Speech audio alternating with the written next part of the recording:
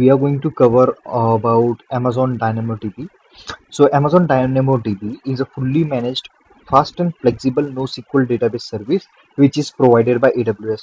It actually allows you to store and retrieve any amount of data and can serve any level of request. When I say request, I am talking about the traffic that is being generated. And here you don't actually need to worry about underlying infrastructure because it's been taken care by AWS itself. DynamoDB is a NoSQL database, meaning it doesn't store the data is in rows and column like the traditional database in MySQL. It actually stores the value or the data in key value format or in document based format, which makes it faster to access the data. When I say data access, it is basically referring to data retrieval.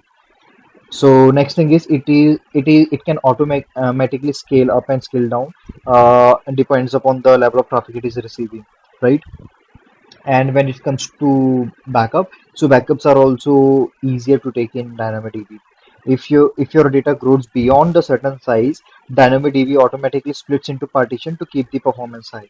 Okay, DynamoDB actually provides point in time backups, meaning you can restore your table at any point of time over the past 35 days. Automatic backups actually helps you actually don't lose your data. So what are the sort of use cases? So DynamoDB is actually ideal for real-time application, for example, messaging apps. It can be ideal for mobile backends, can be ideal for e-commerce site. So in e-commerce site, basically, uh, like the data can be held for specific time into the shopping cart, order history, and remaining sort of data can be held in Amazon DynamoDB.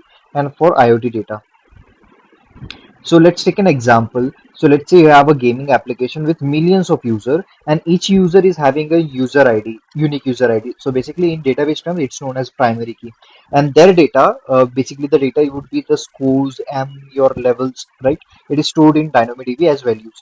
When the end user plays the game, the DynamoDB instantly reads and updates the data and ensure that the performance remains fast no matter how many users are online at a specific time.